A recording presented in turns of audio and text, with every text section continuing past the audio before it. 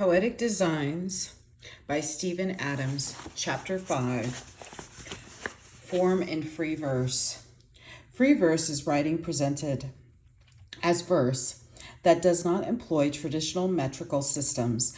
Beyond this bare statement, no further generalization can be made.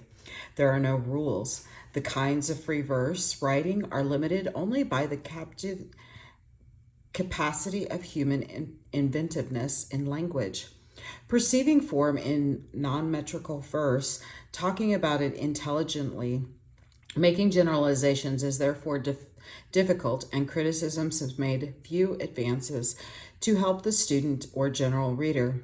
Perceiving form at all depends, first, on the inherited convention that writing presented as verse has form and that formal patterns are meaningful. In other words, it depends on the reader's expectation of form. It depends, therefore, on one's ability to discover formal patterns, often by translating the rules of metrical poetry into more abstract principles that operate in free writing. This process is ad hoc. That is, it depends on the peculiar properties of the specific poem in question, and it is heuristic, a matter of continuous discovery.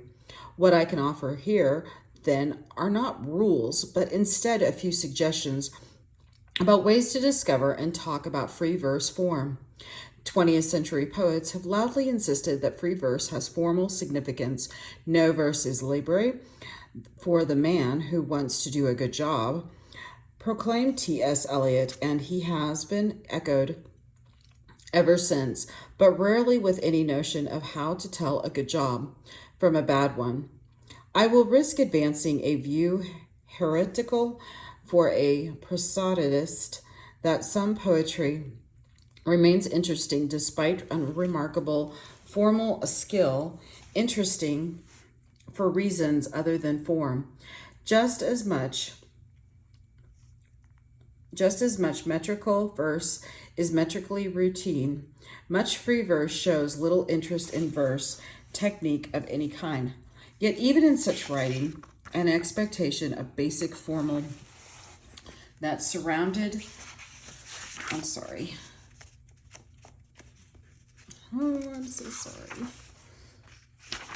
Formal competence and the conventions relating to sound to sense remain. Free verse, then, is verse without meter, but also verse that observes other formal conventions besides meter. The verse line, lacking in audible organization, is accented and unaccented syllables, remains a visible unit on the page. It has a beginning, an ending, and a syllable count, all of which participate in the sense of form. It is frequently, though not always, justified to the left margin. Rhythm remains, though not rhythmic regularity or predictability, as in metrical verse. The lines may form stanzas and they may use rhyme to a much greater extent than metrical verse.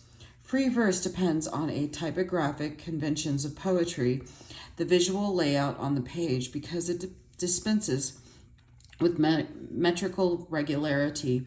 It also dispenses with the predictability of metrical verse, and therefore with the sense of tension between verse rhythm and the metrical frame. But it gains a sense of freedom, and with it a potential for exploring new or more subtle rhythms than metrical verse, or at least rhythms organized in ways that are neither symmetrical nor predictable. Before the free verse revolutionary was started by Walt Whitman's 1855 edition of Leaves of Grass, the greatest freedom ventured by poets was in the irregular ode, where poets mix lines of different and unpredictable lengths and rhyme schemes, as in Dryden's St. Cecilia odes or Wordsworth Immortality Ode. Milton, in the choruses of Samson Agnostices, modeled after the choric odes of Greek tragedy, daringly abandoned rhyme to mark the irregular line ends, and thus is sometimes said to have written free verse. This is he, softly a while. Let us not break in upon him. O change beyond report, though thought or belief. See how he lies at random, carelessly diffused, with languaged head unpropped, as one with hope abandoned, and by himself given over, in slavish habit, ill-fitted weeds, or a worm, and soiled. Or do my eyes misrepresent? Can this be he? That heroic, that renowned, irresistible Samson, whom unarmed no strength of a man or fiercest wild beast could withstand. Such a passage is in fact metrical and can be scanned within the accentual syllabic system. But the effect of unpredictability remains, particularly in the absence of rhyme to mark the lines. Furthermore, in the absence of metrical paradigm, choices between alternative scansions are impossible to resolve. Thus, line 2 can be scanned as an anomalous trochaic line, or even iambic tetrameter lacking the first syllable. Let us not break in upon him. Or as an iambic trimeter, let us not break in upon him. The kind of scannable but variable verse continues to appear even to the present, with Matthew Arnold's irregularly rhymed Dover Beach, a justly admired example for the analyst. This means that any given poem, even though it appears to be free verse, must first be tested by other available systems before it can safely be called free verse. Apart from the irregular ode, however, earlier poetry can show only a few oddities. Swift's comical Mrs. Frances Harris's Petition, in which the lower class speaker is given unmetrical but rhyming doggerel, the prose poems of Ossian, which pretend to be translations of ancient Scottish poetry. The psalm-like madhouse verses of Smart's Jubilate Agno, and the long lines of Blake's later prophetic books, which are founded on the ballad Fourteener, but deeper or depart from it radically. The success of Whitman's great experiment established the possibility of a significant, fully developed poetic corpus in non-metrical forms. For Whitman, the matter of his visionary message far outweighed his formal interest, drawing from anti-formalist bias of his mentor Emerson, who had proclaimed, "It is not meters, but a meter-making argument that makes a poem," and from the anti-formalist bias of the American culture that he celebrated, Whitman discarded meter altogether. Still, formal interest survives in Whitman, as we shall see below. His long lines, partly modeled on the form and rhetoric of the Old Testament Psalms, establish him within the tradition of the cultural visionary and prophet. At first, imitators were few and tentative. Stephen Crane tried short-lined free verse in his brief poetic parables, but with little influence. It was only after the turn of the century that a group of poets, mainly Americans, though living in London and well aware of the parallel developments in French poetry, where free verse was also establishing itself, initiated the, quote, Imaginist movement. Free verse again impressed itself on the consciousness of readers. The controversies that surrounded this movement encapsulated the longer debate that has persisted ever since. As for meter, Ezra Pound declared, we compose in the sequence of the musical phrase, not in the sequence of the metronome. Amy Lowell seized on this principle in the name of American democracy. We do not insist upon free verse as the only method of writing poetry. We fight for it as for a principle of liberty. And in a real sense, political overtones are inescapable. Free verse is disruptive of order, a sign of liberty, a rejection of tradition, authorities. Pound, however, while espousing free verse, recognized the necessity of verse conventions. Rhythm must have meaning. He wrote in a letter, "It can't be merely a careless dash off with no grip and no real hold to the words and sense. To pound the point of free verse is not so much libertarian from form as a freedom that makes new formal discoveries possible." Both Pound and Amy Lowell affirmed that the invention of new rhythms made possible the expression of emotions that escaped metered verse. But the revolutionary political rhetoric of Lowell is characteristically American, and this possibly explains why free verse has generally found a more comfortable home in the New World than in England. What follows is discussion of some of the ways critics have found to talk about form in free verse. There have been many attempts to categorize the many forms free verse assumes without satisfactory results. I have assumed that the phrase free verse encompasses a large and diverse range of formal procedures, but I have made no attempt to categorize them. Instead, I offer three basic analytical approaches: through the poetic line, through the metrical processes, and through syntax. All of these are available for any free verse poem, regardless of its general type. But in any one poem, one kind of analysis may clearly return greater rewards than others. Lines, the master convention of free verse. When meter is removed from verse, what is left? Lines. As many writers have noted, the principal difference between poetry and prose is the obvious one. Poetry is written in lines, while prose runs to the right-hand margins. I will consider the peculiarities of this so-called prose poem below. This means that, by general agreement, when prose is reprinted, the lineation is arbitrary and can be adjusted at will. But when poetry is reprinted, the integrity of the line must be preserved. This convention is carried over from metrical verse to free verse, even though the lines themselves have no internal metrical structure.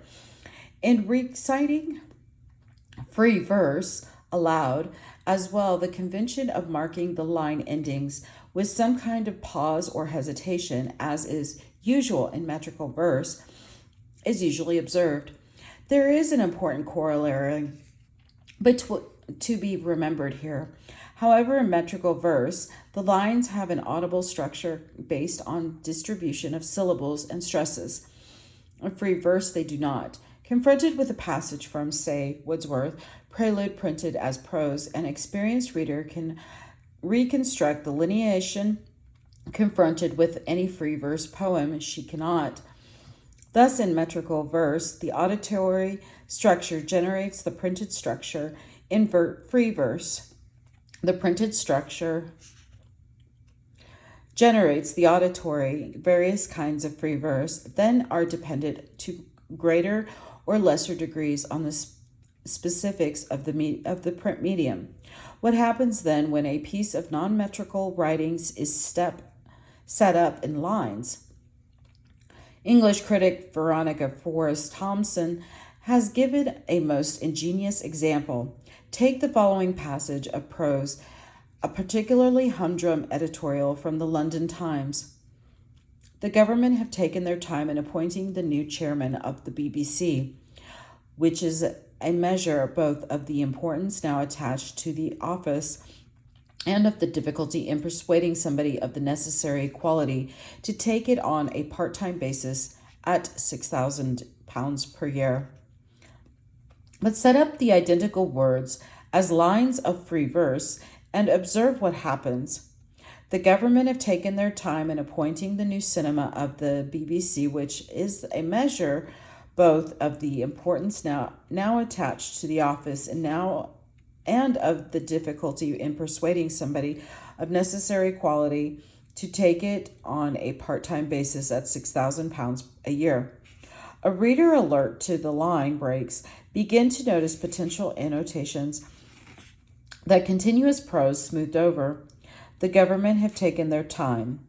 Well, isn't that typical of governments? In appointing a new chairman of the BBC, such an important institution, to fill up a whole line by itself, which is a measure both sense of anticipation of the importance now attached to the office. Ah, yes, they haven't forgotten about it. And of the difficulty in persuading somebody, just anybody, of the necessary quality, to take it. Please, anybody, just take it. On a part-time basis. So it's not that important after all, at £6,000 a year. Well, you can't expect the government to be extravagant. The sensitive reader of poetry has learned to probe words and phrases for their fullest implications. In free verse, the line breaks cunningly placed open up slight hesitations that focus attention on implications just under the surface. In this case, the stuffiest newspaper prose proves compact with unintended satirical innuendos about governments, bureaucrats, and cultural institutions. One of the functions of free verse, it seems, with its disruptive fragments, is no expose the various undertones in language that continuous prose glosses over. The line break carried over from the conventions of end stopping and enjambment in metrical verse is one of its most powerful devices. Treatment of the line unit and the line end is thus a defining feature for many different kinds of free verse. Line length is not determined metrically, but many different kinds of free verse. Line length is not determined metrically, but in a very general way. The length of the line interacts with human physical capacities. Very long lines, like those favored by Whitman, stretch the limits of the human breath. Ah, what can ever be more stately and admirable to me than Manhattan? River and sunset and scalloped waves of flood tide, the seagulls oscillating their bodies, the hayboat in the twilight, and the belated lighter. What gods can exceed these that clasp me by the hand, and with voices I love call me promptly and loudly by my nightest names as I approach? What is more subtle than this which ties me to the woman or man that looks in my face, which fuses me into you now, and pours me meaning into you? This simple fact of excessive line length contributes to the sense of superhuman, larger-than-life Attic persona that Whitman creates. This persona of prophet bard is continued along the long verse line in such successors of Whitman as D.H. Lawrence, Robinson Jeffers, and Allen Ginsberg. On the other hand, very short lines, like those in the Forrest Thompson example, tend to isolate words and phrases with a kind of nervous intellectual scrutiny, not voladic and expansive, but cryptic and syllable line. Still the walls do not fall. I do not know why. There is a hiss, lightning in a not known, unregistered dimension. We are powerless. Dust and powder fill our lungs. Our bodies blunder through doors twisted on hinges, and the lintels slant crosswise. Here the short lines, fragmenting and disrupting the syntactic flow, call attention to connotation and auroral effects. Like the pose of still against fall. In line 1, the semantically suggestive chiming of lightning and not known, or powder and blunder, the assonance of twisted hinges and lintels, The dramatic isolation of crosswise, which releases overtones of crucifixion from an adverb that is otherwise merely descriptive. The artificial line boundary thus interacts with other natural boundaries in language. We organize language into syntactic groups. Words in any passage organize themselves in a descending hierarchy, which speakers of a language recognize instinctively. One, sentences are made of; two, clauses and phrases, which are in turn made of four individual words, which are in turn of five syllables, which are in turn made of six indivisible letters or phenomenas. Enjambment, as in metered verse, feels more forceful as in descended this scale, as linguist Roger Fuller observes. It seems that the smaller of the grammatical unit concerned, the greater its resistance to being stretched over a metrical boundary.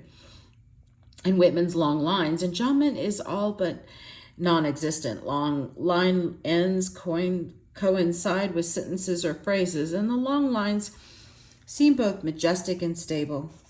Vast quantities of free verse in this century, influenced by the imagist demands for precision and concentration, favor a shorter line than Whitman's, but at the same time void stronger enjambment, adhering to the phrase boundary.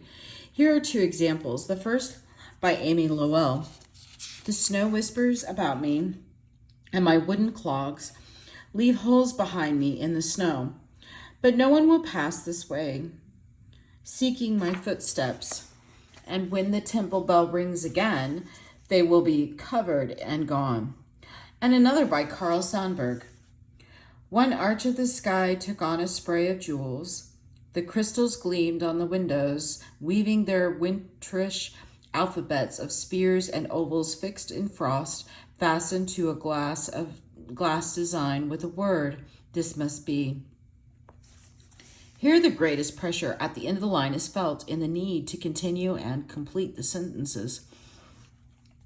Proponents of free verse at this innovative time wrote a great deal about cadence, and the falling intonation that marks phrase boundaries to the ear are emphasized by the lineation to produce this kind of cadence, or what I call phrasal free verse. This technically the simplest kind of free verse continues to have successful practitioners witness odor lords a small slaughter. Day breaks without thanks or caution, past a night without a satisfaction or pain. My words are blind. I have armed against the casual insolence of morning. Without you, I am scared and marketed like a street corner in Harlem, a woman whose face in the tiles your feet have not yet regarded. I am the stream past which you will never step, the woman you cannot deal with. I am the mouth of your scorn. Excuse me. That was a long breath. Anyway, the isolation of these plainly worded phrases enforces a feeling of deliberateness and thoughtfulness. Free verse in general tends to fewer slack syllables than prose because poetry tends to seek a sense of concentration. In this poem, the scant two punctuation marks, both periods, indicate structure. The first two antithetical lines establish a general time, while the rest develop three parallel metaphors. I am scared, I am the stream, I am the mouth. The suppressed punctuation also generates functional ambiguities. Without you can be taken to complete the previous lines or begin the following, as can the phrase a woman. The shorter 3 or 4 syllable lines contrasting with lines just slightly longer first isolate key phrases without you, a woman, and then bring the threefold parallel structure to closure. I am the stream, I am the mouth of your scorn. From a prosodic standpoint, such technique is uncomplicated, but often highly effective. The poet who most vigorously explored the effects of breaking phrases across the line ends was William Carlos Williams. In one celebrated poem, Williams captures the cat adroitness. As the cat climbed over the top of the jam closet, the right forefoot carefully, then the hind stepped down into the pit of the empty flower pot. Williams entitles this poem As If You Dare to Anyone to say that with its visibly regular stanzas and trim lines ranging from 2 to 5 syllables, 1 or 2 accents per line, justified to the left margin, it could be anything else, but one inspection one observes not only the absences of meter, but an apparent irrationality of lineation. The line ends and the stanza breaks as well, cut across phrase boundaries, separating adjective from noun, preposition from object. The syntax of a single complete but unpunctuated sentence remains the motor that propels the rhythm forward. The breaks after climbed over and the top of suggest a sense of effort, the isolation of the words forefoot, and carefully, each with a line to itself, separated by stanza break, suggests the deliberateness of the movement. The break after down suggests downwardness, as the eye is urged forward across the blank space on the page. Such prosodic effects are possibly partly because we assume by convention that the sound must seem an echo to the sense, and partly because we have learned the effects of enjambment from metered poetry. Quite apart from the imitative effects, however, the apparently arbitrary lineation of free verse retains the feel for movement created by enjambment and cassera in good blank verse. Here is the start of Christopher Middleton's The Child at the Piano. The child at the piano planking plonks. I stare and stare. Twigs angle the air with green outside. Hands of notes, all happening at once, but tunes do not occur on their backs. Round they whiz like stunned wasps. Contour would crush that kind of mass. Telescoping flukes and faults, their tenuous terrain dislocates no spheres I know of. Her index rebounding off high C beckons no howl boulder up. Inspection for some kind of metrical system yields no result. The fifth line is potential iambic pentameter, but is the only such line in the poem and probably reads better with 4 beats, suggestions of the metricality are otherwise avoided. There is no regular accent. Syllable count ranges widely from 5 to 11 per line.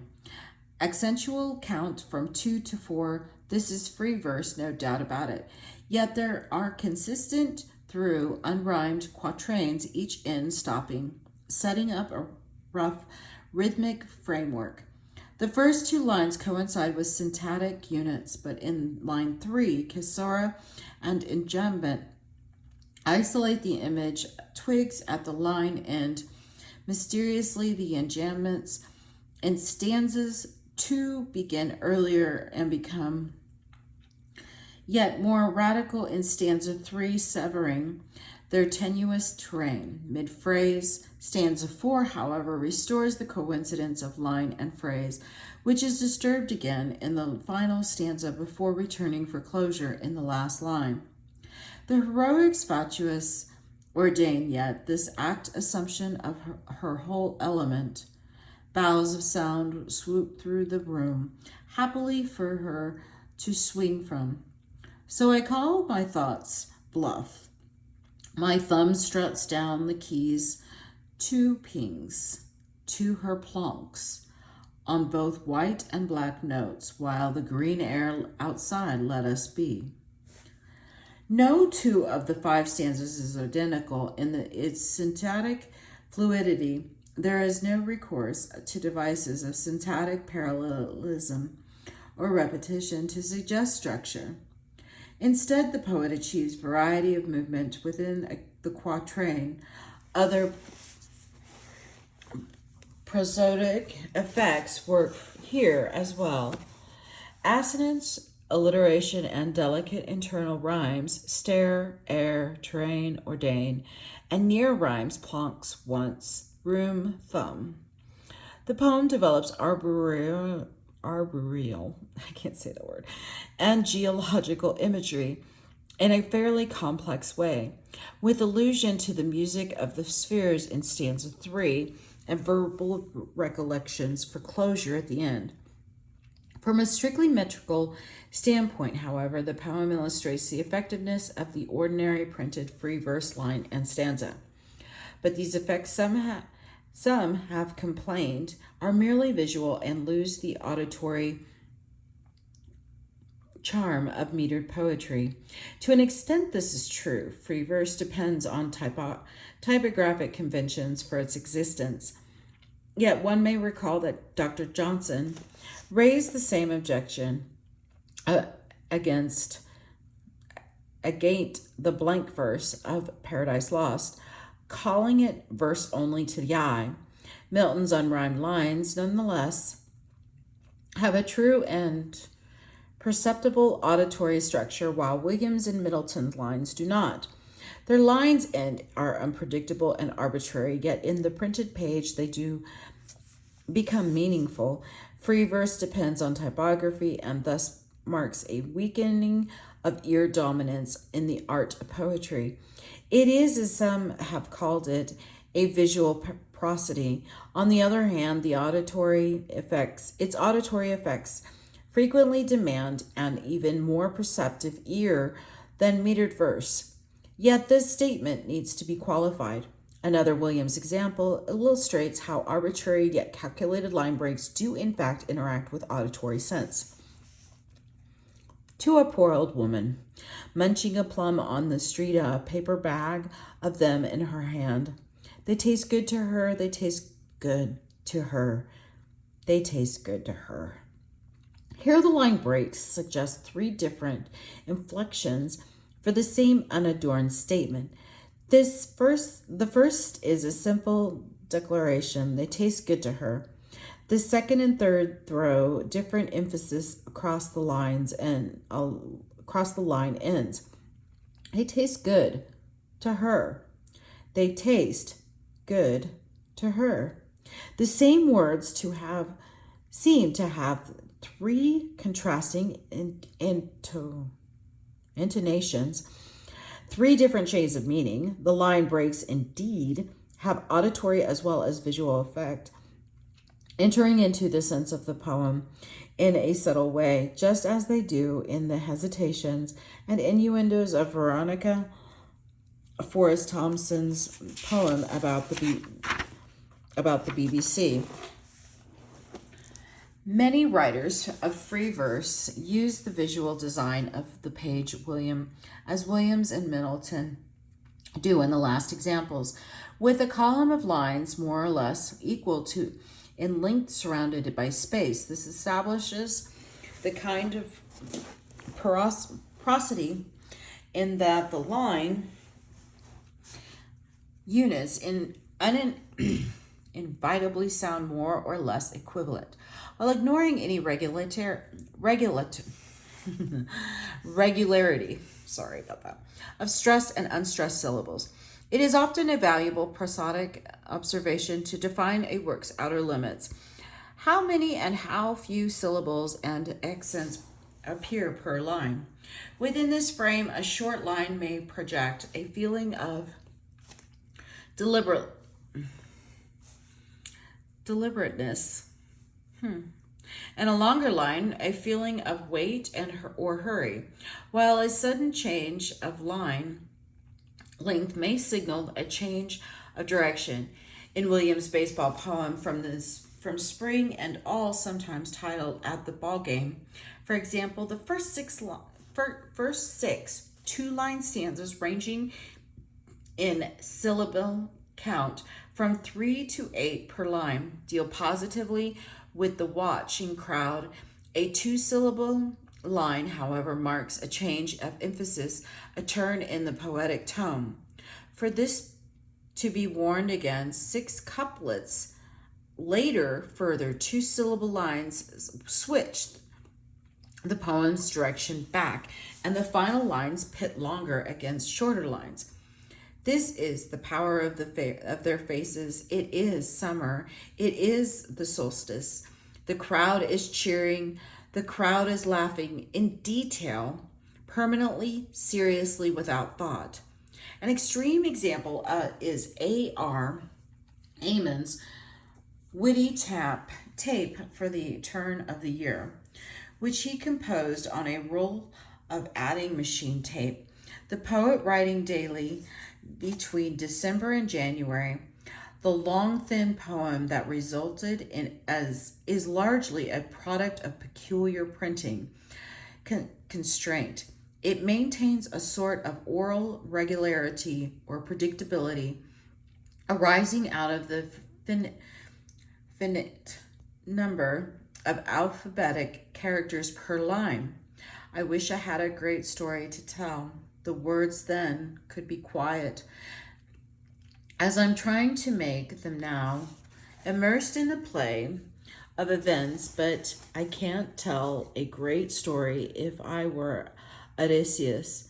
I couldn't survive pulling away from Laestrygonia, 11 of 12 ships lost with 11 crews. I couldn't pull away with the joy of one escaped with his life. Like Williams, Ammons follows himself for free enjambment. Cutting across syntax with occasional very short lines that seem to add prosaic emphasis. Words then survive. In this type of writing, as Stephen Cushman has observed, the stopped line is an endangered species that provides a moment of rest, relief, and stability. In this poem, however, Ammons disrupts stability by avoiding periods altogether.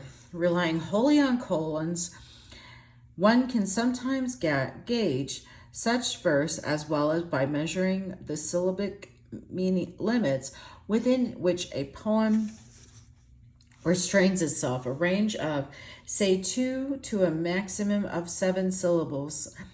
Such measurement is rough, of course, but it can provide a scale against which given line can be described as longer or shorter than the norm. Even this rough measure, however, is stretched here by Amon's use of number syllables. Laestrygonia, 11 of, crushes together 9 syllables in one visually short line. The Williams and Middleton examples, however, are still printed in lines grouped into recognizable stanzas. Furthermore, they are constituted of grammatical sentences with a drive to completion that provides forward momentum. Some types of free verse, however, abandon both syntactic and stanzaic coherence, isolating words and phrases in fragmented, discontinuous lines.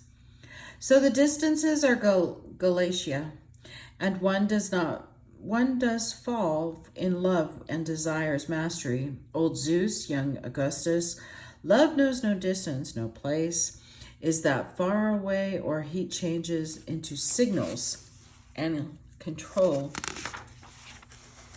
Old Zeus, young Augustus, death is loving matter.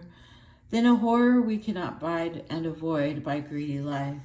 We think all living things are precious. Pygmalions. I hope I said that right. A German inventor in Key West who had a Cuban girl and kept her after her death in his bed. After her family retrieved her, he stole the body again from the vault, torso on torso in either direction.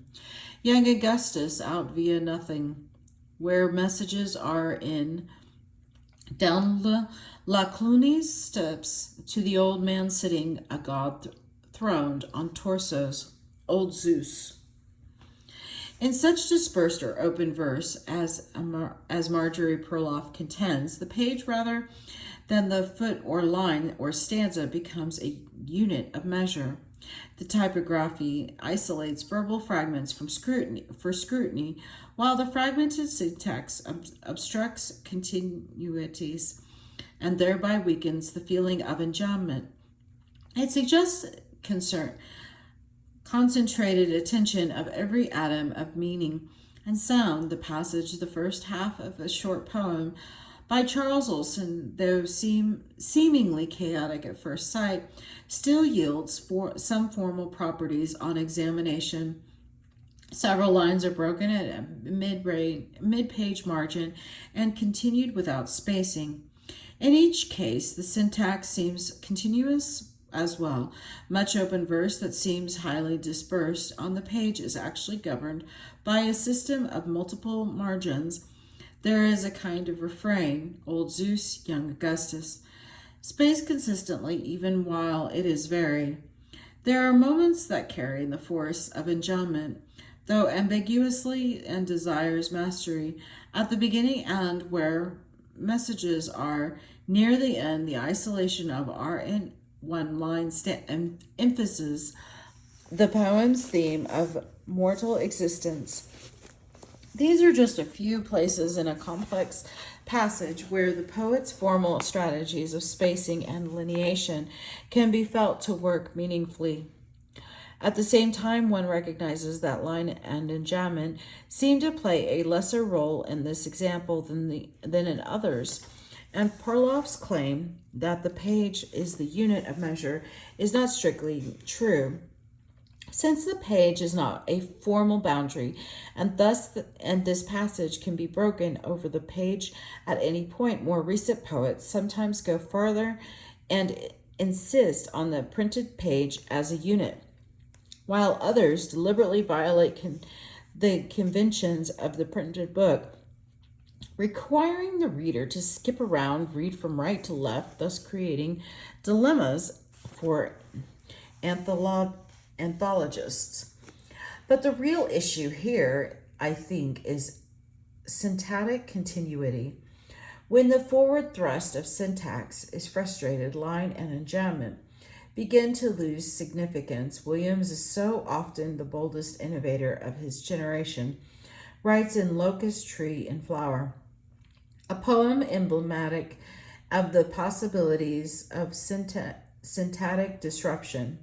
Among of green, stifle bright, broken branch come, white sweet May again. This at first appears wholly unintelligible. Sorry, that was funny. But a little effort forces meaning out of it. Yet without syntactic continuity, there is little sense talking about enjambment or end stopping. Here, the isolation of each word forces the reader to locate the syntactic gaps and construe meaning across them. Among something, a noun, because among is a preposition of something. Something is because there has to be a noun, green, stiff, old, slightly negative adjectives, but nonetheless bright despite the broken branch. Some things plural come like white, sweet May again. The statement about the renewal of the seasonal cycle is rather banal, but poetically it is less significant than the verbal enactment of a syntax retaining a degree of unintelligibility and vitality despite severe mutilation, mimesis of life winning out in the face of adversity. Yet despite the presence of an implied syntactic momentum, this poem seems not so much made of lines as of words arranged in a relationship to each other. The constructivist approach to writing poetry is developed in too many various directions during recent decades to be charted here. But here is an example, a short fragment from the conclusion of John Cage's Anarchy. Before the grow and hypotonic make life Manhattan the age for real social wealth, away and it for ultra high voltages global, liberty, society, problem, liberty of each, but virtue of deeply with Buwalda for daring to brute laws of our own individual nature. Okay, now if you look closer, I'm going to show you this. Buckmin,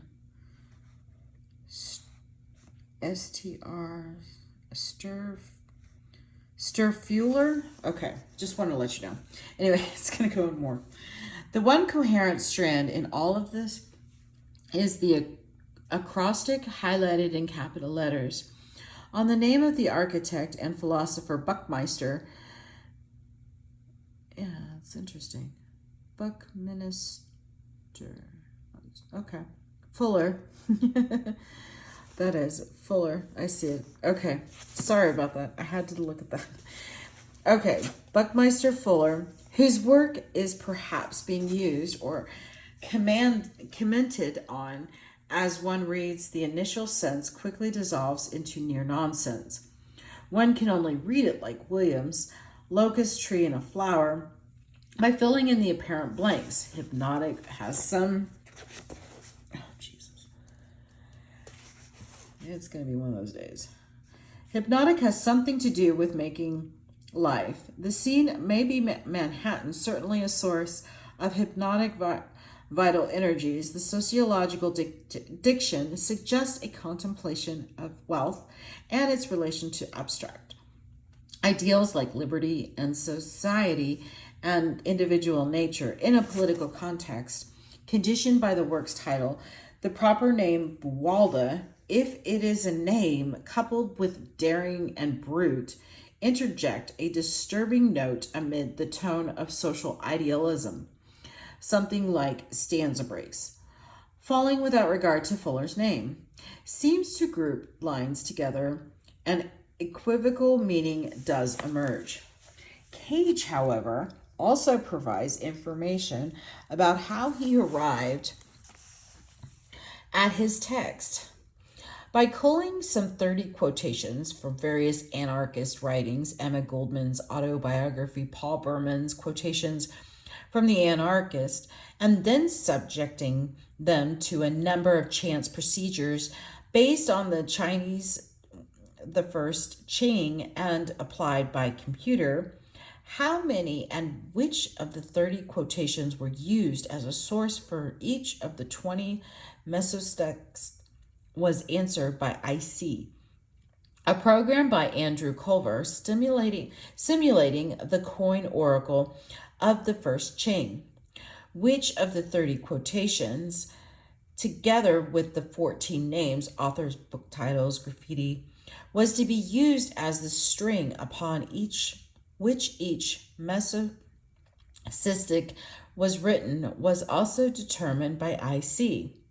Cage's aleatoric procedures themselves become part of his meaning. He adopted them originally in order to suppress his own personal involvement in his text.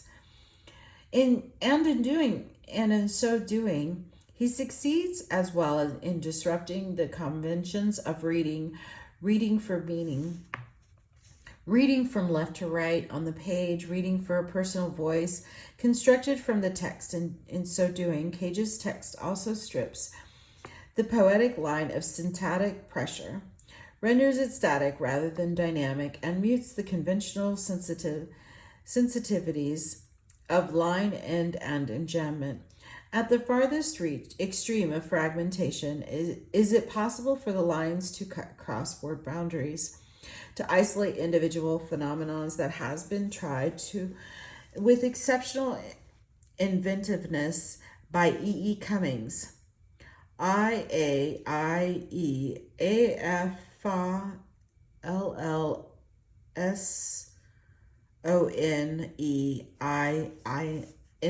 Innis.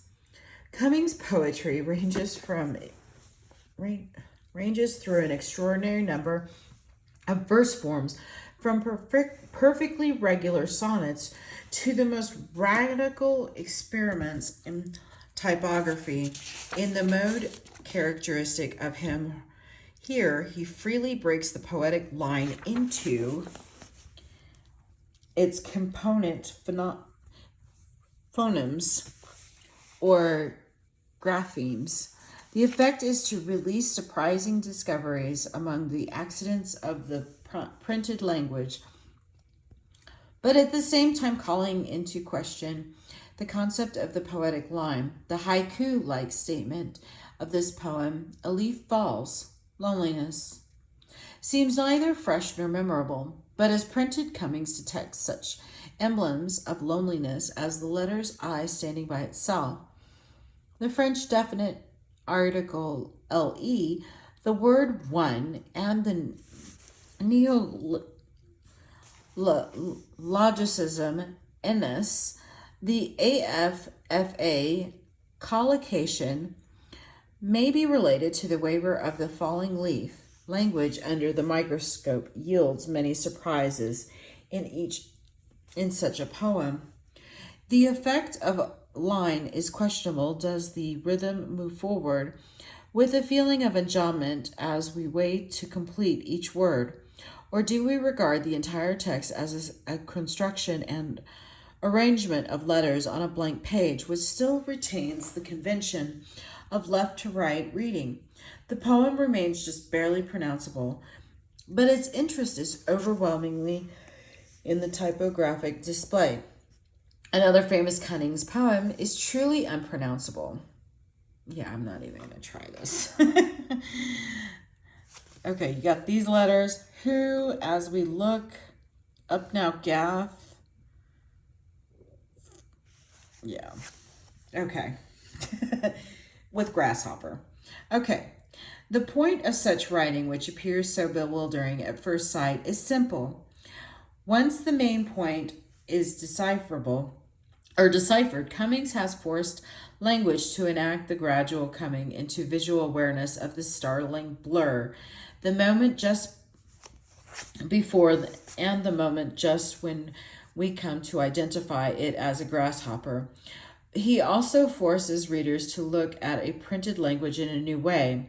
This is truly composition by typewriter or typesetter. The effects depend on the visual conventions of print, the alphabet, punctuation, spacing, the habituated movement of the eye, and the result of scarcely poem in the auditory sense. When the poetry becomes unpronounceable and purely typographical, it moves in the direction of visual art and becomes concrete poetry.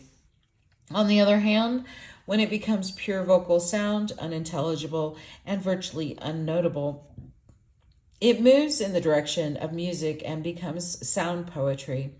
Both of these types are discussed below. Numbers of metrical presences in free verse. According to T.S. Eliot, the ghost of some simple meter should lurk behind the auras and even the freest verse. To advance menacingly as we doze and withdraw as we rouse, Eliot's comment points to another way of thinking about formal effects in free verse.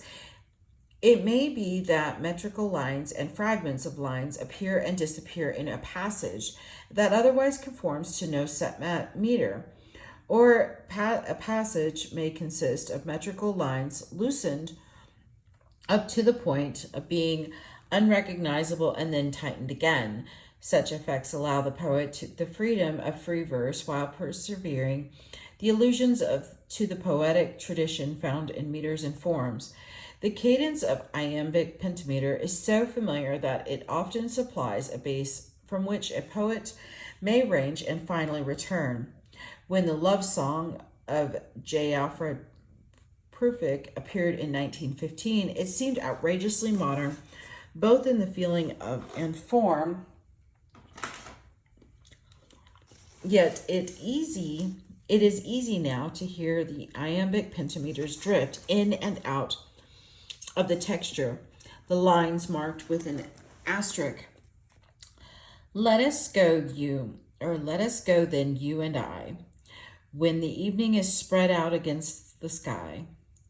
Like a patient, it thrives upon a table. Let us go through a certain half-deserted streets. Deserted streets. The muttering retreats of restless nights in one-night cheap hotels and sawdust restaurants with oyster shells, streets that follow like tedious argument of insidious intent to lead you to an overwhelming question. In the room, the women come and go, talking of Michelangelo. This begins, as I hear it, with a firm trochaic tetrameter, and the second, which could be heard as iambic pentameter, is more likely to be heard as another four-beat accentual line. Line 3, however, asserts iambic pentameter more insistently in all but one instance. The marked iambic pentameter lines, reinforced by ever-present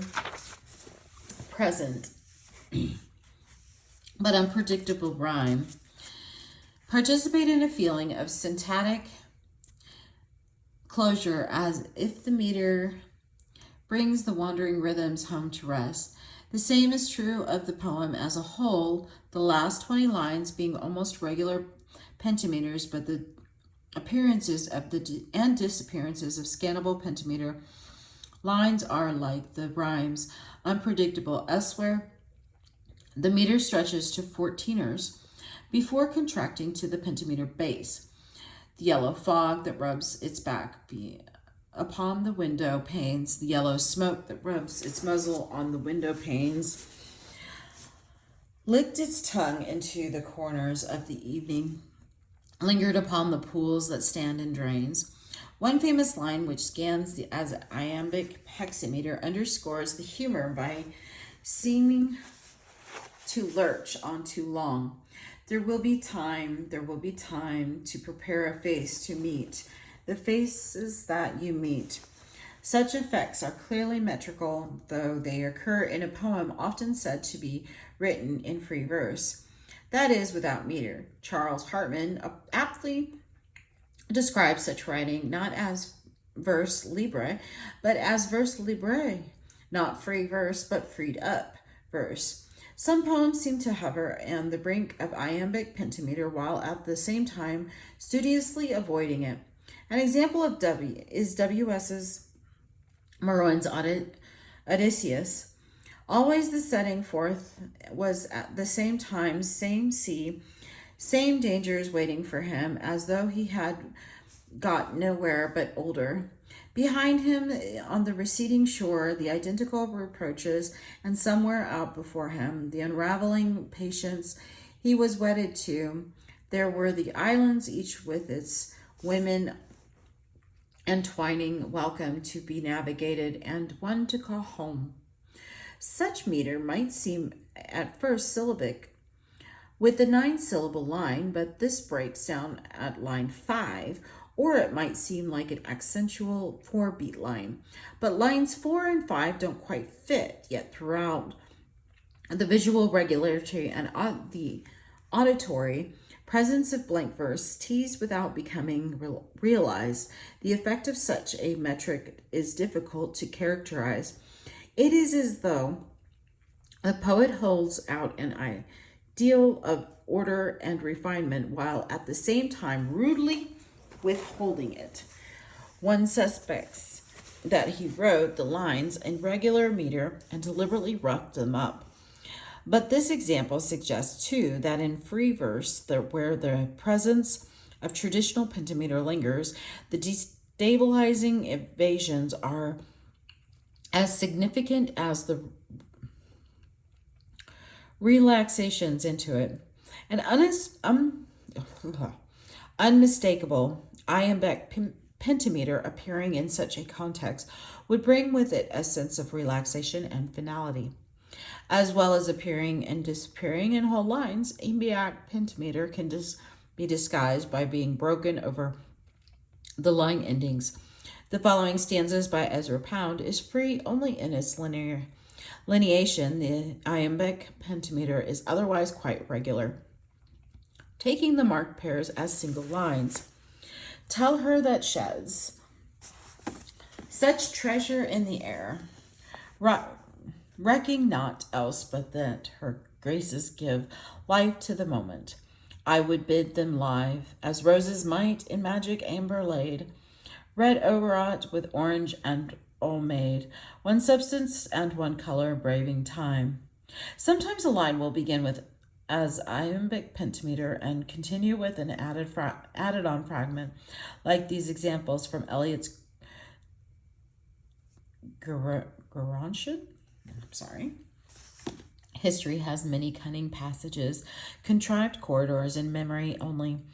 Reconsidered passion gives too soon, in fractured atoms goal against the wind, in the windy straits. Such lines resemble that what Annie Finch has termed embedded pentameters in her analysis of Whitman's versification. Finch, in fact, argues for a great iambic pentameter presence in Whitman than most readers suspect, noting his frequent practice of beginning a poem with a familiar literary cadence like Song Myself. I celebrate myself and sing myself. Or so ending a poem like when I heard the learned astronomer till rising and gliding out, I wondered off by myself in the mystical moist air, and from time to time looked upon in perfect silence at the stars. Elsewhere, Whitman uses embedded pentameters, extending the basic pentameter into characteristic long breath lines. You distant, dim, unknown, or young or old, countless unspecified readers beloved. We never met and never shall meet, and yet our souls embrace long, close, and long. Warble me now for joy of lilac time returning in reminiscence. Sort me, O tongue and lips, for nature's sake, souvenirs of earliest summer. One might object that such discoveries can be arbitrary if one goes looking for iambic pentameters anywhere. One is sure to find them. The normal alteration of stressed and unstressed syllables in the English language generates them at random. Finch, in fact, discerns a more pentameter in her examples than my ear will easily accept. She hears the above example this way: you distant, dim, unknown, or young or old, countless unspecified readers beloved. As with all metrical analysis, the analyst must employ great tact to recognize the many different ways a given line may be pronounced and resist the temptation to erect interpretations on dogmatic scansions. Readers will choose for themselves whether to prefer my way or of hearing this line with only 4 stresses after the dash, or Finch's as second embedded pentameter in free verse. Particularly, scansion tends to be suspicious, and critical analysis that rest on scansions of free verse are open to the charge of marking and pronouncing the verse in the way best suited to the critic's argument. Such scansions are wholly the products of the analyst's ear, with no corroborating support from a metrical frame. I'm having a hard time with R's today. Poets are demonstrably not thinking in traditional metrical structures and often seeking deliberately to avoid them. There is no question of expectancy or predictability, no counterpoint of verbal rhythm against a metrical paradigm, but the principle remains, I think, that the conventions of verse expect rhythm to be meaningful, and poets often, whether consciously or unconsciously, return to the familiar traditional cadences, iambic pentameter principle among them. In each of these examples, the embedded pentameter coincides with a phrase boundary, and each occupies a strategic position in the overall structure of the poem. In such cases, scansion used with the considerable circumspection may reveal meaningful rhythmic patterns in free verse. Let us revisit older lords A small slaughter, the poem begins with a 4-beat line that extends itself into something like an iambic pentameters. Day breaks without thanks or caution, past a night without satisfaction or pain. My words are blind, children I have armed against the casual insolence of morning. Without you, I am scarred and marketed. Like a street corner in Harlem, a woman whose face in the tiles your feet have not yet regarded. The poem closes by retracting to trimeter. I am the stream past which you will never step. The woman you cannot deal with. I am the mouth of your scorn. Lord's poem turns out to be closer to metricality than one may have originally suspected. The following poem by Don McKay looks like very free verse indeed, yet a subtle iambic pentameter undertone persists, embedded in disrupting lineation, but still audible despite efforts to disguise it. Softball grows along the fringe of industry and corn, yet you come up upon it out of thick summer darkness, floodlights focusing a neighborhood or township.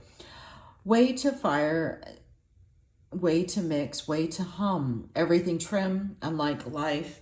Frost fence, straight base paths of lime, warm-up jackets worn by wives and girlfriends in the bleachers match the uniforms performing on the field. Half-tons stare blindly from the sidelines. Overhead, unnoticed nighthawks flash past the floodlights, effortlessly catching flies. Way to dip, pick, snag, that sucker way to be.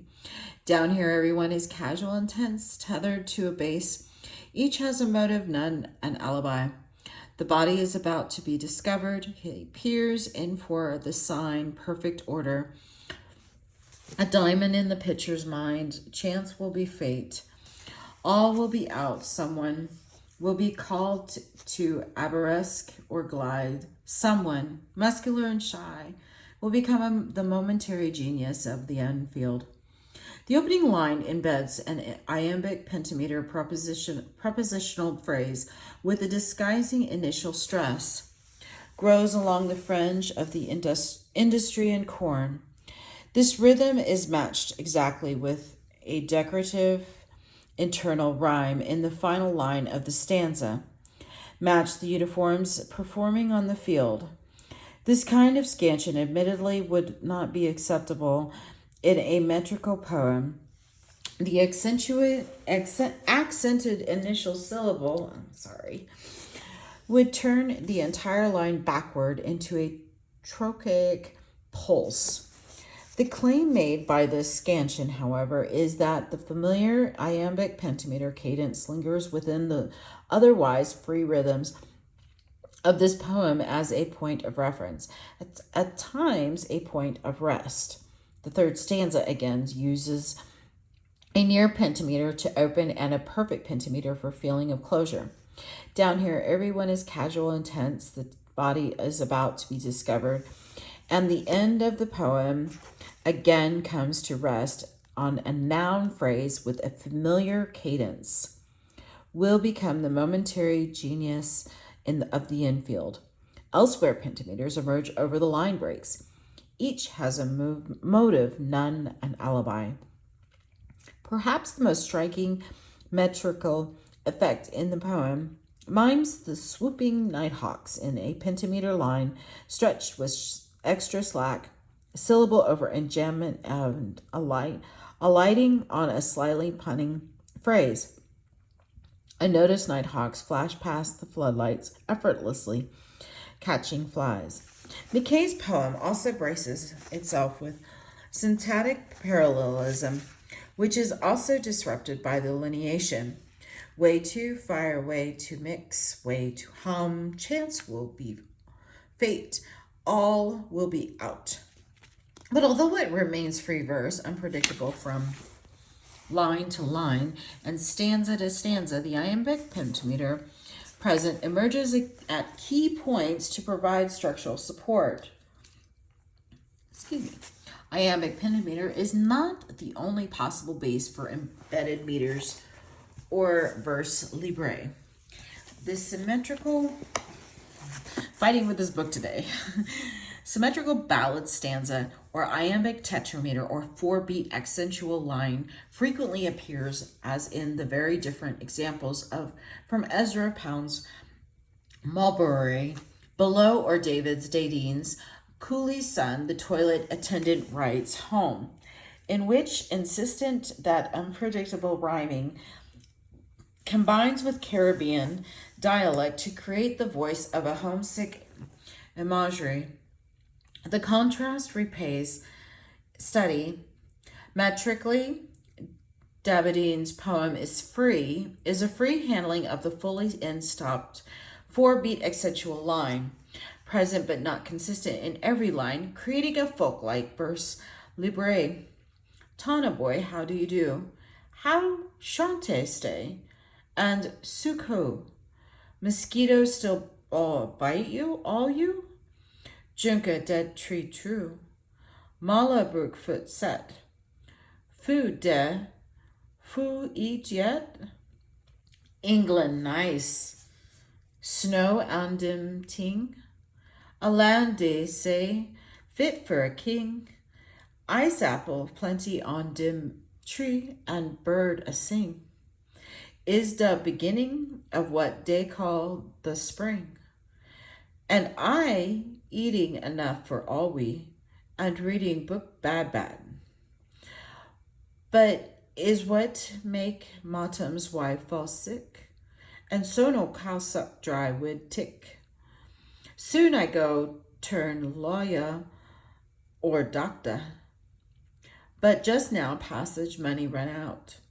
So I tek lil wook. Is a deputy sanitary inspector, big office boy. Tie round me neck. Brand new uniform, one big bunch keys. Ma can see me now. How she go, please?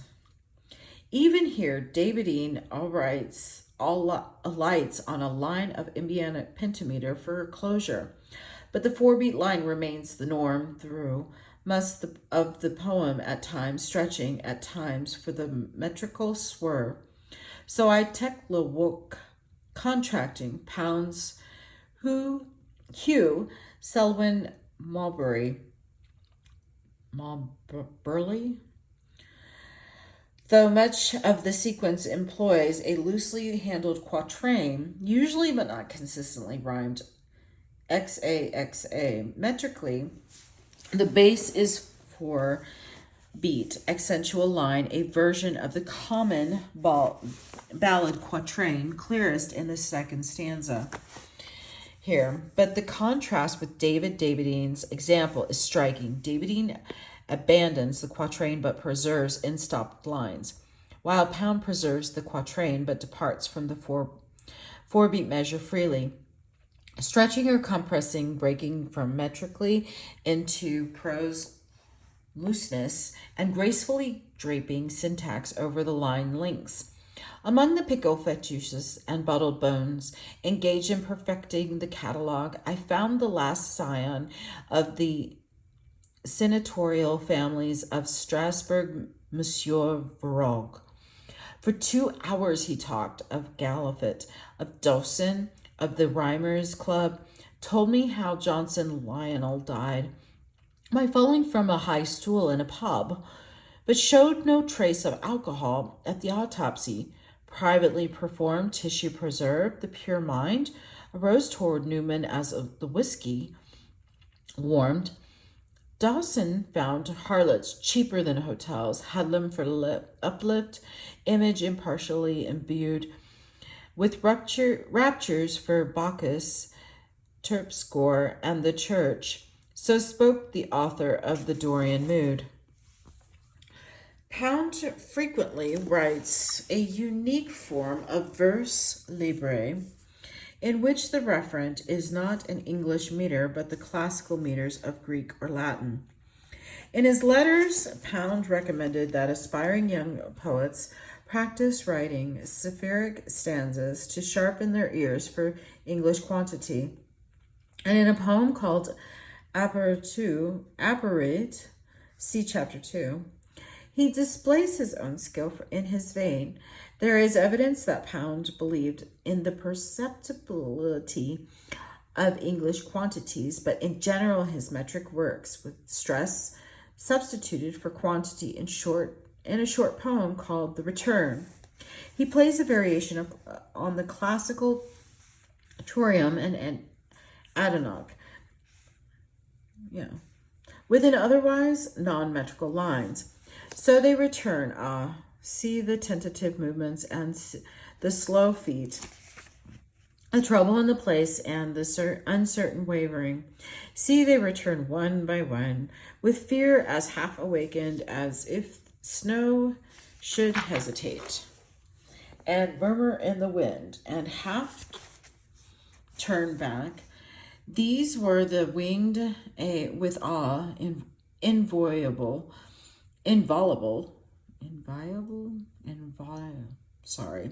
gods of the wing shewed.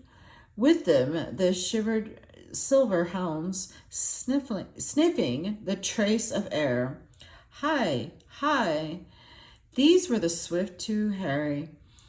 These the keen-scented, these were the souls of blood, slow on the leash, pallid to the leash men. This poem begins, indeed, with the tentative movements and spondaic slow feet, but the rhythm gradually begins to coalesce into triums. See, they return one and by one. The crescendo to 4 metrically identical lines. These were the winged with awe gods of the winged shoe, and then trail off, ending with the bare trium and Adonic. The rhythm is free, but it retains a strong metrical feel with its many references to similar groupings of syllables. Similar principles operate in the many lyrical passages of the Pound's cantus. Floating each on invisible raft, on the higher current, invisible fluid borne over the plain recumbent, the right arm cast back, the right wrist for a pillow, the left hand like a calyx, thumb held against finger, the first fingers pedaled up, the hand as a lamp, a calyx.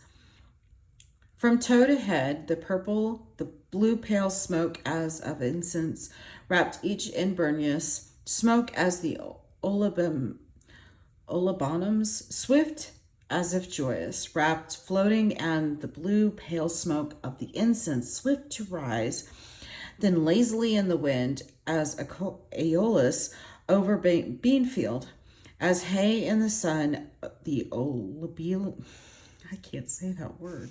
Olibanum saffron as myrrh without striax. Each man on his cloth as on raft, on the high invisible current.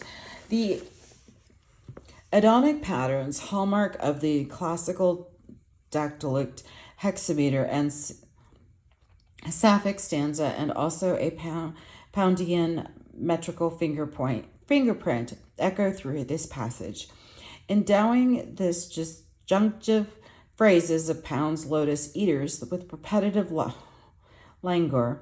Invisible fluid, wrist for a pillow, hand like a calyx held against finger.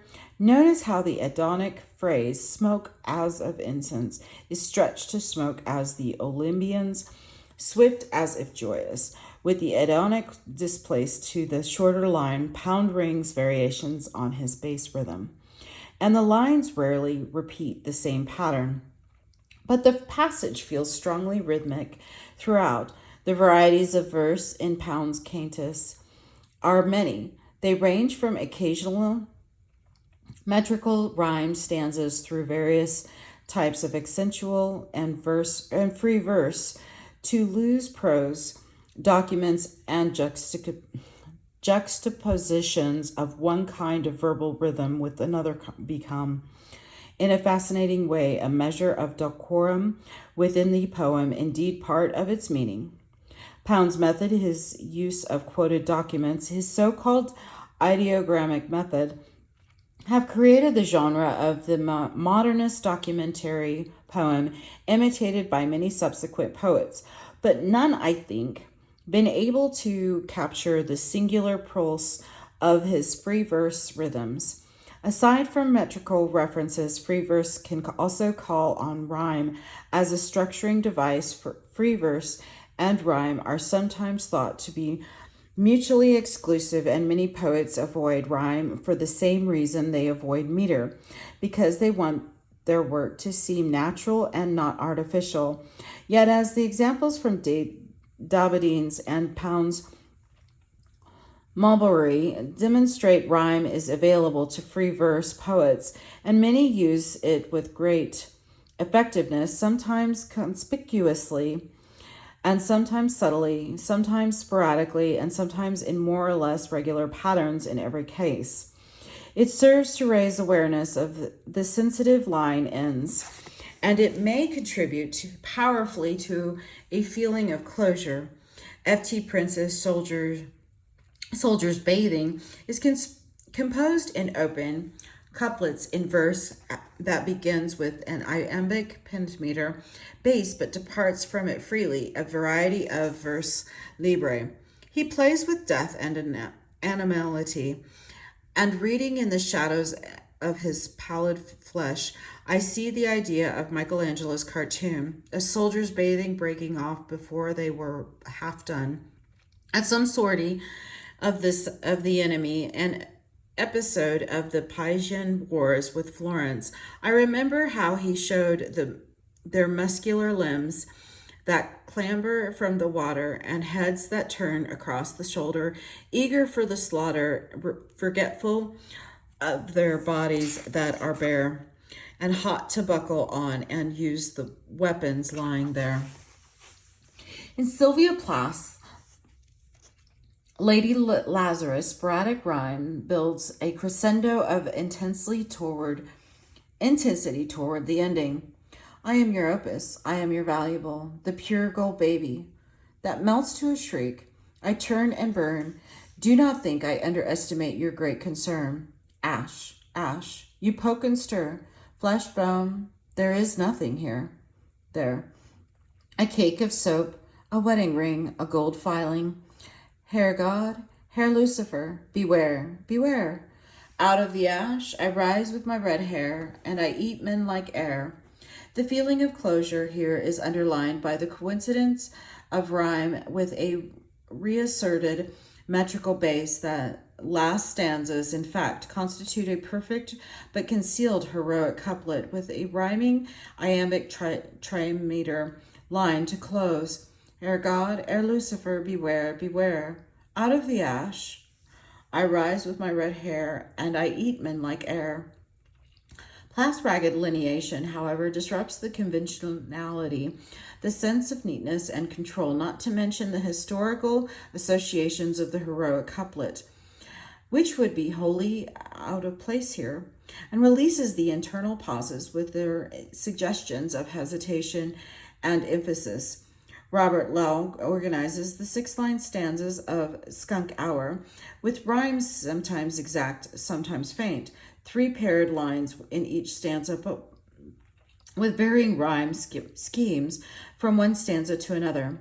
A car radio bleats, leave, oh careless love, I hear my ill spirit sob in each blood cell as if my hand were at its throat. I myself am helm. Nobody's here, only skunks that search in the moonlight for a bite to eat. They march in their souls up Main Street. White stripes, moonstruck eyes, red fire under the chalk dry and spire of the Trinitarian Church. I stand on top of our back steps and breathe the rich air. A mother skunk with her column of kittens swills the garbage pail. She jabs her wedged head in a cup A sour cream drops her ostrich tail and will not scare. Rhyme confers a degree of control on the free verse lines, which vary widely in length and refuse to fall into any metrical pattern, and brings each stanza to firm closure. Figures syntactic patterning in free verse. As we have already noticed, a major structuring element in non-metrical verse is syntax. Meter removes, syntax remains. This kind of organization is different from the auditory patterning of stressed and slack syllables or the typographical setup of lines and stanzas. It is semantic. Inherently, it is more closely bound up with meaning of the lines than abstract meter or stanza. Of course, syntactic organization, as I have tried to emphasize, also plays an important role in metered verse, from the forcible enjambments of Milton to the tightly coiled wit of Pope's couplet, to the polished symmetries of countless lyric stanzas. But in some kinds of free verse, syntactic patterns gains even greater structural prominence. Syntactic prosody has been present to the English ear for as long as there have been translations of the Hebrew Bible. Because of the prosody of Old Testament poetry is founded on syntactic parallelism. Here is the opening of Psalms 22 in the King James Version. My God, why hast thou forsaken me? Why art thou so far from helping me, and from the words of my roaring? O my God, I cry in the daytime, but thou hearest not, and in the night season, and am not silent. But thou art holy, O thou that inhabitest the praises of Israel. Our fathers trusted in thee. They trusted, and thou didst deliver them. They cried unto thee, and were delivered. They trusted in thee, and were not confounded. But I am a worm, and no man, a reproach of man, and despised of the people. All they that see me laugh me to scorn. They shoot out the lip, they shake the head, saying, He trusted on the Lord that he would deliver him. Let him deliver him, seeing that he delighted in him. This profound expression of despair employs the same twofold patterning found in other psalms of comfort and exultation, two closely related statements with a central caesura in an antiphonal or question and answer pattern.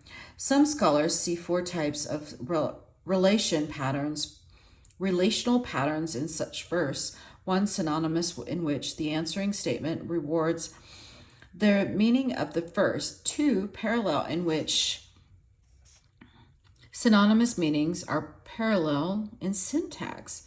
Antithetical, in which contrasted meanings are parallel in syntax, and climatic, in which the second statement is the completion or culmination of the first. In these few lines, we can identify the first as synonymous, the second as antithetical, the third as synonymous, the fourth as climatic, the fifth as parallel. The first half of verse 6 includes a subsidiary antithesis, the answering half a subsidiary parallelism. Verse 7 uses a transitional word building into the next. Further analysis of the Psalms uses a transitional word building into to the next. Further analysis of the Psalms would reveal great suppleness and variety in these basic patterns. It is hardly surprising that such assertive rhythms, prevalent for so many centuries in English-speaking cultures, have had an immeasurable influence on writing in both prose and poetry. And when Walt Whitman staked his career on a new kind of poetry, a kind was neither prosaic nor yet recognizable as verse, it is not surprising that its principal model was the Hebrew Psalms. Hebrew Psalms. I celebrate myself and sing myself, and what I assume you shall assume. For every atom belonging to me is good belongs to you. I loaf and invite my soul. I lean and loaf at my ease, observing a spear of summer grass, creeds and schools and ambience, retiring back a while sufficed, at which they are but never forgotten. I harbor for good or bad. I permit to speak at every hazard. Nature without check, with original energy. Though not as obviously in statement response form as the passage from the Psalms, this typical passage yields to the same kind of analysis. 3 lines of antithesis, 2 lines parallel to each other, followed by a sequence of more complex antithetical structures. Whitman is famous for, of course, for his extended catalogs, and one does not look far in his work for cumulative, sometimes tedious anaphora. And I know that the hand of God is the promise of my own. And I know that the Spirit of God is the brother of my own, and that all the men ever born are also my brothers, and the women my sisters and lovers, and that a kelson of the creation is love, and limitless are leaves stiff or drooping in the fields, and brown ants in the little wells beneath them, and mossy scabs of the worm's fence, heaped stones, elder, mullein, and pokeweed. Epistrophe, less frequent, is more subtle. There was never any more inceptible than there is now, nor any more youth or age than there is now, and will never be any more perfection than there is now, nor any more heaven or hell than there is now. Urge and urge and urge. Always the procreant urge of the world. But many passages reveal more various and intricate techniques of patterning. When lilacs last in the dooryard bloomed, and the great star early drooped in the western sky in the night, I mourned and yet shall mourn with ever-returning spring. Ever-returning spring, Trinity sure to me, you bring, lilac blooming, perennial and drooping, star in the west, and thought of him I love. Here the first 2 lines are parallel, while the third is posed as an antithesis of the past and future time. The transitional repeated phrase, ever-returning spring, antidipolis, links the first stanzas to the next, a line marked by internal rhyme, spring, bring, that hints at parallelism between spring and Trinity. The next line sets, blooming against the antithetical, drooping in a significant paradox. It seems more plausible to consider flowers as transient and stars permanent, and culminates in the assertion of elegiac mediation. I should note that this emphasis on syntactic patterning does not rule out other approaches like the analysis of embedded meters, whereas here a play of 4-beat against predominantly 3-beat phrases. But here syntactic patterning is clearly the most conspicuous feature. Another passage shows Whitman's rarely employed skill in shaping shorter lines. Shine, shine, shine. Pour down your warmth, great sun, while we basked, we two together. Winds blow south, or winds blow north, day come white, or night come black. Home or rivers and mountains from home, singing all the time, minding all the time, while we too keep together. Taken out of context from the more typically Whitmanic longer lines of out of the cradle endlessly rocking, this inset lyric loses the advantage of contrast, but it is a good illustration of lyric free verse that gains richness largely through free patterning. The 2 stanzas are allied by the repeated 2 together, antidipolis and epistrophe. The parallel commands in the opening lines, shine, pour down, open out in the second stanzas into hortatory phrases that play variations on parallel relationships, winds blow south or winds blow north, anaphoria plus antithesis, with an illusion of Ecclesiastes, day come white or night come black, antithesis with internal rhymes suggesting an auditory chiasmus, home or rivers and mountains from home, epinellipsis was surprisingly displaced, cassera seeing all time, minding all time, parallelism plus epistrophe. Such formal inventiveness foreshadows many later developments in free verse technique.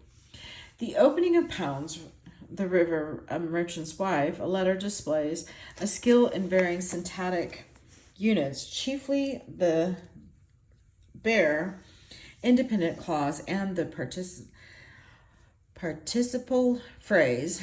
While my hair was still cut straight across my forehead, I played about the front gate, pulling flowers you came by on bamboo stilts, playing horse you walked about my seat, playing with blue plums, and we went on living in the village of Chpt. Two small people without dislike or suspicion. At 14, I married my lord you. I never laughed, being bashful. Lowering my head, I looked at the wall, called to 1,000 times. I never looked back. The four parallel participle phrases in the first stanzas, which suggest an ongoing process, accumulate. The fourth subtly differentiated from the first three. In the second, the pattern is first repeated, being bashful, then turned around. Participle coming first, then altered to past participle, meaning. Meanwhile, as the poem continues, the independent clauses progress. Diminuendo from the confident opening stanzas. At 14, I married. 2, at 15, I stopped scowling. At 16, you departed, until 2 appear in a single line. They hurt me. I grow older. The short, plangent line sets up a distinctive and complex conditional syntax. The plea that ends the poem, the syntactic drama, is not the whole of the prosodic structure of Pound's poem, but it is a force that helps bind together. Hilda Doolittle's famous imagist exemplum, Oriod, shows how syntactic parallelism can be enriched with rhyme and other sound effects, creating a unique free-form miniature. Whirl up sea, whirl your pointed pines, splash your great pines on your rocks, hurl your green over us. Cover us with your pools of fur. The opening anaphora, whirl, whirl, is followed by epistrophe, pines, pines, with the phrase, great pines, echoed by alliteration in green pools. The initial whirl repeated becomes the rhyming parallel hurl, which, when culminates in the final assonantal word fur. The phrase over us turns round the lines and to become with rhyme cover us. These effects all contribute to a sense of formal inevitability in a poem formally free and unlike any other. Verse satire in the mode of Dryden on Pope is associated both with the constraints of the heroic couplet and with the power of the antithetical rhetoric. F.R. Scott, writing about a specific political leader, shows he can deploy syntactic patterning for both metrical solidity and satirical point, even in free verse. In a political portrait that, like those of Dryden and Pope, remains historically specific and yet transcends the particulars of its historical time and place. He blunted us. We had no shape because he never took sides, and no sides because he never allowed them to take shape. He skillfully avoided what was wrong without saying what was right, and never let us never let his on the one hand, I can't say that, know what his on the other hand was doing. He seemed to be in the center because we had no center, no vision, no peers, the smokescreen of his politics. Truly, he will be remembered wherever men honor ingenuity, ambiguity, inactivity, and political longevity. Let us raise up a temple to mediocrity. Do nothing by halves, which can be done by quarters. The rhetorical schemes would wittily echo the commonplaces of political rhetoric, while at the same time structuring the free stanzas. Besides simple antithesis, Scott deploys elaborate anti-metaboly, shape, sides, shape, anthromerium, substituting propositional phrase for noun, his on the one hand, epistrophe, he seemed to be in the center because we had no center, and climax or bathos, wherever men honor ingenuity, ambiguity, inactivity, and political longevity. Let us raise up a temple to mediocrity. While Scott's poem relies heavily on figures of parallelism, it draws on many of the other rhetorical schemes to energize its language. And Wilkinson's lens too relies heavily on syntactic parallelism, but on more intricate patterning devices as well.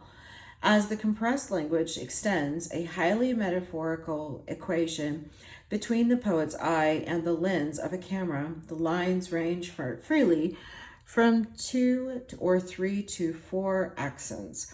Here is the opening. The poet's daily chore is my long duty to cherish my good lens for love and war and wasps about the lilies and mutiny within. The opening antithesis between daily and long turns a single chore into constant duty, while the common love versus war contrast generates the curiously metamonic, external and outwardly aggressive wasps, plus the inward self-directed mutiny. One begins to notice the sporadic rhyming chore war, as well as several threads of assonance and alliteration. My woman's eye is weak and veiled with milk. My working eye is muscled with a curious tension, stretched and open as the eyes of children, trusting in its vision. Even should it see the Holy Spirit gambol, counter headwise, lithe and warm as any animal. The antithesis between the woman's eye veiled with milk, metonymity for femaleness, and the working eye suggests that the poet achieves a superhuman state in the act of creation, but a state comparable to the innocent vision in both the common and the mystical senses.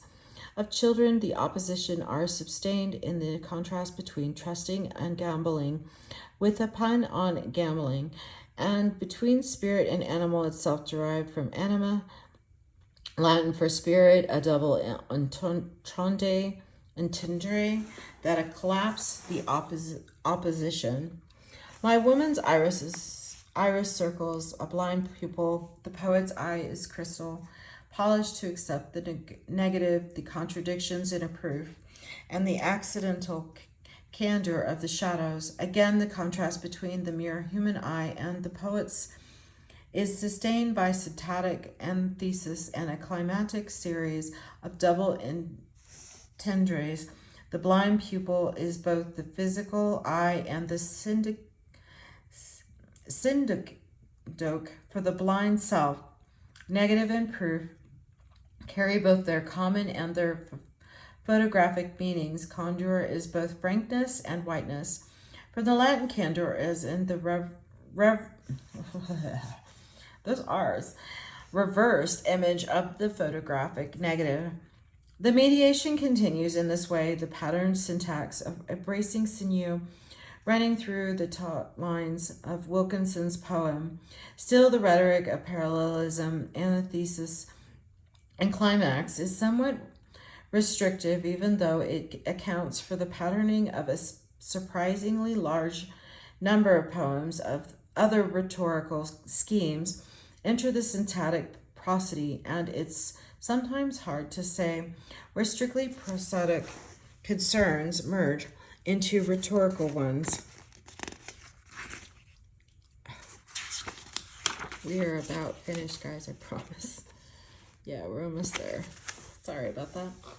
William Carlos Williams' poem, From Spring and All Beginning, the Rose is Obsolete, is a tour de force of syntactic dislocation. The rose is obsolete, but each petal ends in an edge. The double faucet, cementing at the grooved columns of air, the edge cuts without cutting, meets. Nothing renews itself in metal or porcelain. Whither it ends. But if it ends, the start is begun, so that to engage roses becomes a geometry, sharper, neater, more cutting, figured in majolica. The broken plate glazed with rose. Somewhere the sense makes copper roses, steel roses. The rose carried weight of love, but love is at the end of roses. It is at the edge of the petal that love waits, crisp work to defeat, laboredness, fragile, plucked, moist, half raised, cold, precise, touching. What the place between the petal's edge and from the petal's edge, a line starts that, being of steel, infinitely fine, infinitely rigid, penetrates the Milky Way without contact lifting from it, neither hanging nor pushing. The fragility of the flower, unbruised, penetrates space. The lines carry generally 2 or 3 accents, dropping to a minimum of 1. What? And raising to a maximum of 4 in the lines that initiate the final summary. From the petal's edge, a line starts. But the poem's vitality lies in the many surprises of wordplay and syntax play. The entire poem, pangs by a rejection of a poetic cliche, immediately qualified the rose is obsolete. But in the ensuing mediation, the rose becomes not the hackneyed symbol of love poetry, but a natural object whose thingness defines itself in space like a piece of sculpture. In the assonantal sequence, obsolete each end's edge, ere what Alexander Pope called open vowels, the vowel sound intersects silence with the glottal pop. Just as the petal's edge cuts itself into space, it cuts without cutting. Paradox, polypototon, meets nothing, renews. Further paradox, whither, asks the poet, and we suspect a pun on whither, giving one reason why it ends. And the syntax turns back upon itself uncouthly with new promise. But if it ends, the start is begun. The syntax rushes forward without connective ascendanton, culminating, and epistrophe. Say that 5 times fast. Anyway, I'm sorry. So that to engage roses becomes a geometry, sharper, neater, more cutting, figured in majolica. The broken plate glazed with a rose. Somewhere the sense makes copper roses, steel roses. Here, midway in the poem, Williams introduces the conventional symbolic referent of roses, but those rose carried weight of love is an ambiguous phrase. Is carried a verb, or is it part of an hyphenated compound? Rose carried. In either case, the syntax veers in another direction. Anacoluthon again to declare, but love is at an end. Gasp of despair of roses, and we return to contemplation of edges, boundaries, and intersection, objects in relationship. Sorry, I should grab the page. It is at the edge of the petal that love waits, and waits echoes the rose carried weight. From a few lines before, after another burst of disconnected phrases, the poem is reduced to unfinished statements. Aphosius, the first, an expression of questioning in general, the second, dramatic syntactic mimesis of the petals, encounter with empty space. The place between the petal's edge and the at this point, the poem recovers its poise for a final summary, an extended series of finite statements, a paradox expanding from the original cuts without cutting to a cosmic plane. The fragility of the flower, unbruised, penetrates space.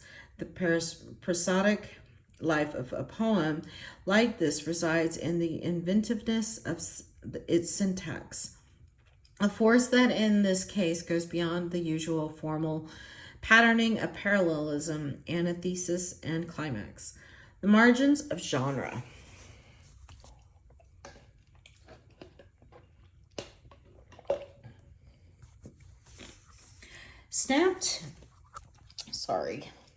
Shaped into poetry, shaped poetry, concrete poetry, and sound poetry. All poetry, in one way or another, spotlights the physical properties of the language medium, whether the idealized rhythm and the accidents of rhythm and word sounds that constitute traditional metrical prosody, or as the history of free verse demonstrates, the arbitrary visual of the typographic signs that can constitute the printed language at the outer extremes. Certain types of poetry merge from verbal into visual art, or from verbal art into music. These extreme types have always been minor traditions within the history of poetry, and Barbara Herrnstein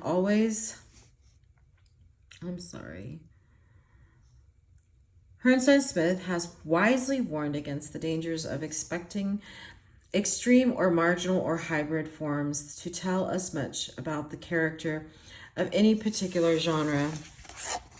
All of these types seem to have stronger traditions in languages other than English, yet English versions exist, and they reward critical attention. The oldest of these, the shaped poem, has a history that extends to classical antiquity, a form not unrelated to the practice of calligraphy in the non-alphabetic preprint cultures of Asia. There are Greek-shaped poems dating probably from about the 3rd century BC, and the first English imitation of them, called A Pair of Wings, was written in the early 16th century by Stephen Hawes, who had seen similar experiments in France, but the most familiar examples by far are by George Herbert in The Altar and Easter Wings. Here is the first of the two stanzas of the latter. Lord, who createdest man in wealth and store, though foolishly he lost the same, decaying more and more, till he became most poor with thee. Oh, let me rise as larks harmoniously and sing this day thy victories, then shall the fall further the flight in me. Most shaped poems favor simple geometrical outlines, wings, diamonds, hourglasses, eggs, and the like. Aside from the obvious visual impact of such writing, two other points need to be observed. First, the lines are still metrical, though controlled to create the visual shape. Secondly, the meter clearly reflects the meaning, here dwindling from a state of wealth and store, becoming most poor, until taking further flight. It is debatable whether Herbert intended high seriousness or amusement, or a mixture of both. in these poems, but there is no doubt that Herbert's reputation suffered at the hands of sober Enlightenment critics of the next century because of this sort of trifling in this century. However, interest in shaped poems has revived while most of these poems are untypical within a poet's work. As a whole, a few poets have attempted larger collections. The Polish-born French writer Guillaume Apollinaire produced a large number of handwritten calligrams, and more recently, the American poets May Swenson and John Hollander have produced collections of shaped poems.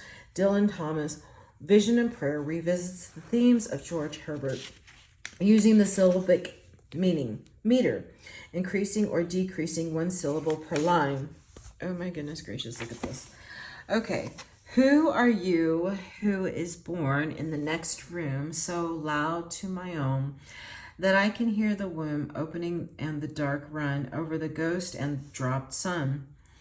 Behind the wall, thin as a wren's bone, in the birth bloody room unknown to the burn and turn of time, and the heart print of man bows no baptism, but dark alone blessing on the wild child.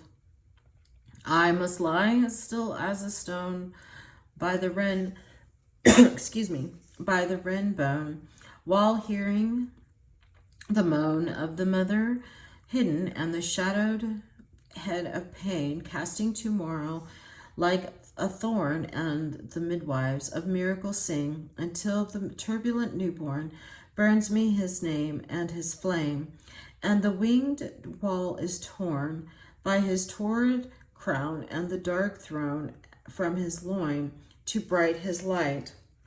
E. E. Cummings' elaborate typographic play turns to a serious subject in the following an elegy written on the death of a friend, the critic Paul Rosenfield. Oh, the round little man we loved so isn't now a gay of a brave and a true of a who have our old dent. Oh no, where? It's different. Study of the typographic effects here reveals expression of shock. No, oh, no. Dropping rapidly down the page. The negation and teep of possible hope for continued existence. The parenthetical he at the end. At the end. But the poem's status as a shape poem is not likely to reveal itself until the reader turns the page upon its side. There you go. Okay. The distinction between a shape poem and a visual or concrete poem is not always obvious, and the terminology is not consistent in a critical usage. Both types concentrate on the physical material of language, but there is no question that the shaped poem presented here need to be read like any other poem. A visual poem, on the other hand, is an object to be perceived rather than read. Demands of reading remain, since the material is most often printed language, but reading is secondary to the total visual effect. Most shaped poems are reproducible, like text, but certain kinds are one-of-a-kind objects, like paintings. In either case, the page has to be looked at like a picture. Oh my goodness, I'm not Forsythia. Mary Ellen's Forsythia is created from letters that form the title plus their equivalents in Morse code. This kind of works, which seems radical extension of the shaped poem tradition, was practiced early in the century, mainly by poets in languages other than English. It roughly coincides with the practice of painters like Picasso or Andy Warhol, who include words or lettering in their paintings. Interest revived in visual poetry during the 1950s and 60s. There is now a substantial body of this work in English, which varies widely in appearance. Some depend on a particular kinds of typography. Some disperse legible, words, legible words across the page, others simply letters. They are recognized subgenres. The serial poem is a series of visual poems manipulating the material in different ways. Here are just two sections of Emmett Williams' Sweethearts. Oh, that's interesting. Okay. Yeah, you can't even read this. It just says the sweetheart over and over in various ways. The entire sequence is made up of 11 letters in the key words, 7 different letters in all. According to the author, the position of each letter on the page is determined by its place in the word sweethearts. No single poem can be more than 11 letters wide or 11 letters deep. This remarkable construction is actually an animator's flipbook. Reading by flipping the pages from back to front fast enough to achieve a primitive somatic effect. Another subgenre is the process poem. Is a text like John Cage's Mesotestaic, see above, created by applying certain procedures to set of words or a pre-existing text in a semiotic poem. Is a visual poem made up purely of printed signs, not even words, like Estrangement by Václav Havel. The reading process could hardly be further minimized. Some commentators distinguish concrete poems as either clean or dirty. The clean using only printed words or letters, the dirty introducing pictorial or collage elements. If the visual poem is intended to be seen like a painting, the sound poem is composed to be listening to like music. Such poems may be printed, but like music score, the work does not truly exist until it is realized in its performance. Sound poetry thus hovers at the intersection of poetry, music, and theater. Like visual poetry, sound poetry emerged early in the 20th century with certain performance pieces by the Italian futurist F.T. Marinetti,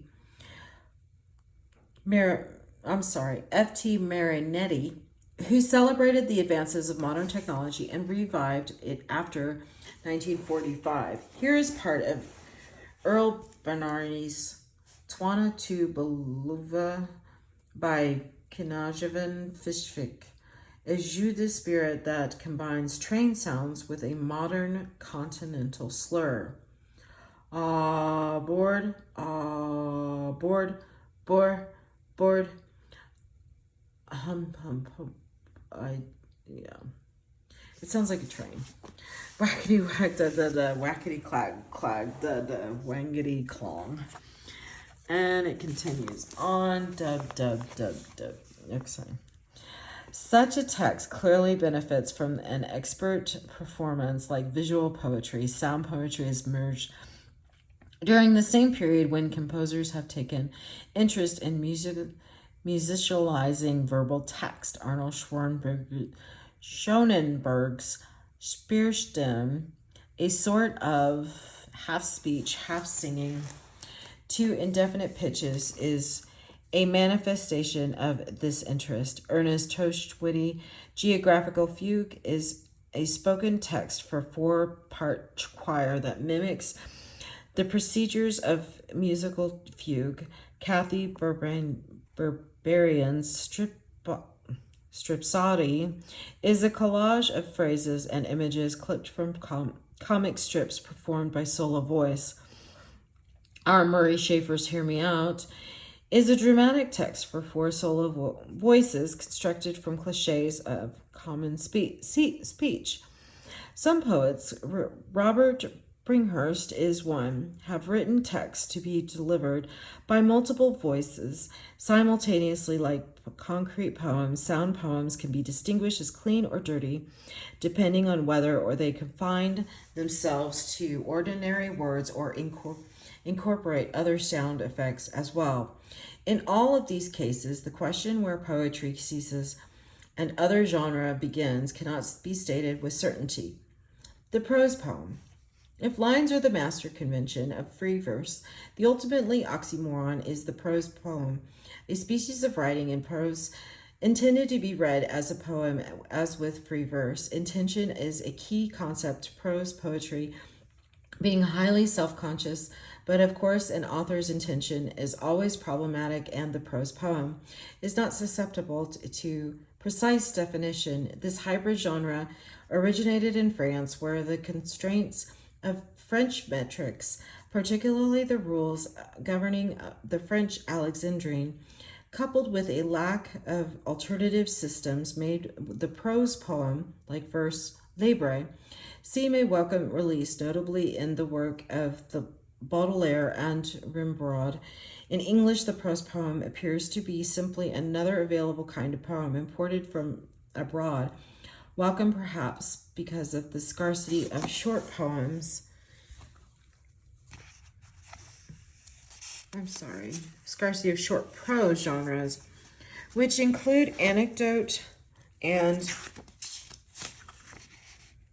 aphorism. It was not widely practiced in the early 20th century, though T.S. Eliot, with his broad influence, helped legitimize it with his single example, Hysteria. Amy Lowell developed a type called polyphonic prose, incorporating poems as with categories of free verse, types of short prose, writings